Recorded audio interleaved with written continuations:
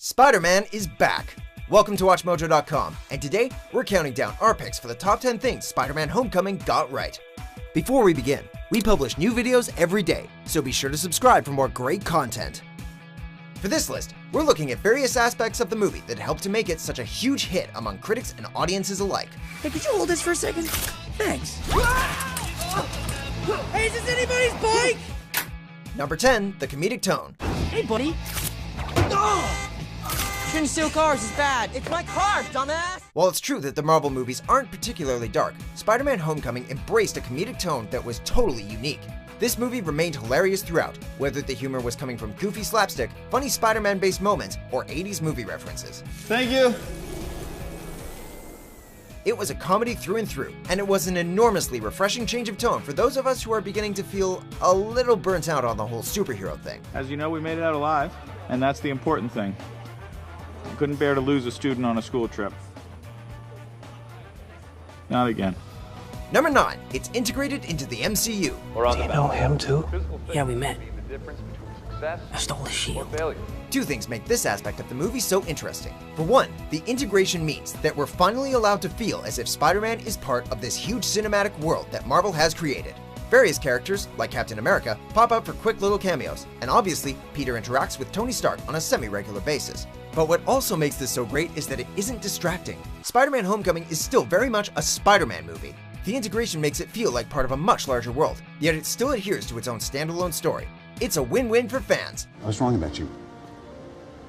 I think with a little more mentoring, you'd be a real asset to the team. Number 8, it keeps the stakes low. Great job, Peter. You're 98% successful. 98? Yeah, Spider-Man! There's no denying that Spider-Man Homecoming nailed the feel and tone of the comics. Spider-Man was never about saving the planet from world-ending alien invaders. Instead, the movie keeps to the tone of the comic by following an ambitious yet outmatched young man as he tries to stop a criminal from selling dangerous weapons. That's it. No invading alien race, no convoluted schemes to turn people into lizards. It's stuck to what makes Spider-Man such a unique character, and it avoided the extravagant excess that plagues modern superhero movies. While the stakes are low when compared to the kind of thing you'd see in the Avengers, the stakes are high for Peter, and that's what makes it a compelling story. I'd rather just stay on the ground for a little while. Friendly neighborhood Spider-Man. Somebody's gotta look out for the little guy, right? Number 7, the costumes. Minor upgrade. Oh my god. Put it on. What this is the coolest thing I've ever seen. Let's go. An underappreciated aspect of filmmaking is costume design, and may we just say, this movie's costume game was on point. Spider-Man's costume perfectly captured the fun and innocent feel that the movie was going for, despite it not being as detailed as Raimi's rendition. Peter's amateur costume was also remarkable, as it truly looked like something a high school kid would create while still adhering to Spider-Man's aesthetics. But it's the Vulture's costume which steals the show here. Not only does the Vulture suit itself look suitably high-tech, but Adrian Toome's jacket is a wonderful piece of costume design, which gives the character a distinct physical presence. Business is good. Number 6, it wasn't an origin story. Finally. When everyone heard that Marvel Studios was going to have a crack at their own interpretation of a Spider-Man movie, we were thrilled, and scared in equal measure. Thrilled because Marvel's track record has been excellent, and we all know that their Spider-Man would be no exception, and scared because we all thought that we'd have to sit through another retelling of Spidey's origin story. The first Spider-Man was released in 2002, and The Amazing Spider-Man was only 10 years after that. Luckily, Marvel completely did away with the all-too-familiar beats. It was a great move, and it proved that Marvel knows exactly how to hit the needs of their audience. We swear, if we had to see another Uncle Ben death scene... May cannot know. I cannot do that to her right now. You know? I mean, everything that's happened with her, please. Number 5, it's self-contained. Can I give you some advice? You gotta get better at this part of the job. I don't understand. I'm intimidating. As we mentioned earlier, Spider-Man Homecoming is a completely self-contained story, which is a refreshing change of pace for the usual cliffhanger-obsessed, universe-sharing superhero movies of late. There are references to the other movies, like Toomes cleaning up the Battle of New York from the Avengers and snagging the alien weapons, but for the most part, the movie is a standalone Spider-Man story, complete with character arcs and a fitting conclusion. Hell, the only cliffhanger we get is Aunt May walking in on Spider-Man, but even that was played for laughs.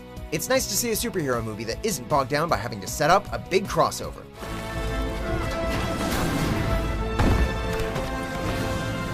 Number 4, the score.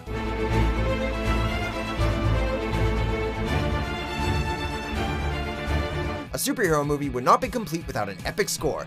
Composer Michael Giacchino started relatively small, scoring hit television shows like Alias and Lost before becoming one of Hollywood's go-to action movie composers. He has composed movies like Star Trek, Super 8, and Doctor Strange, and his score for Spider-Man is just as great as it was for those films. His reworked Spider-Man theme is a suitably cinematic take on the classic piece, and pieces like Fly-By-Night Operation are both beautifully old school and heart-pumping. We can't wait to see what this man does next. I'm gonna die.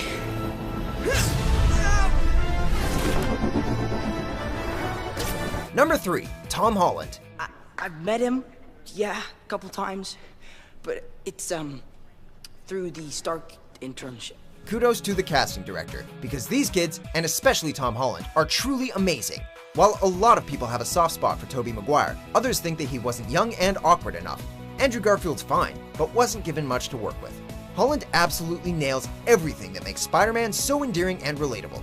He's suitably young, so we believe that he could be a high school student. He's clumsy and awkward, both as a teenager and as Spider-Man, and he convincingly captures Peter's personal struggles. He completely embodies the character. Please, please, please, Mr. Let's Stark, have it. you don't understand. Please, this is all I have. I'm nothing without this suit. If you're nothing without this suit, then you shouldn't have it. Number 2, the Vulture.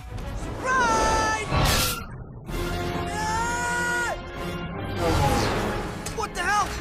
Every superhero movie needs a good villain, and the Vulture is arguably Spider-Man's, and potentially Marvel's, greatest on-screen villain yet. Not because he's a massive threat, but because he's surprisingly complex. Hey, Pedro. Superhero villains are typically portrayed as being maniacal and egotistical world destroyers, yet here is a man who is simply selling guns to provide for his family. While he's still a criminal, we understand his motivations, and we see that he has a personal life outside of being the story's villain. Michael Keaton perfectly portrays the complex nature of the Vulture, as he allows us to feel both fear and sympathy towards the character. Those people, Pete, those people up there, the rich and the powerful, they do whatever they want. Guys like us, like you and me, they don't care about us. Number 1, using Ultimate Spider-Man as an influence. This kid treating me like a kid all the time. It's not cool. But you are a kid. Yeah, a kid who can stop a bus with his bare hands. Ultimate Spider-Man was an updated and modernized series of Spider-Man comic books, which began in 2000 by writer Michael Bendis and artist Mark Bagley. Like the movie, it was a reboot of the classic comic series, but that's not the only thing the two stories have in common. Holland told IGN that he used Ultimate Spider-Man as a major influence for his portrayal of the character, and it shows. The series' influence helps give the movie a modern feel, which is a big reason it feels so fresh and distinct from the Spider-Man films that have come before. This is Spider-Man for the new generation. This is awesome. Do you agree with our picks? Check out these other great clips from WatchMojo and subscribe for new videos every day.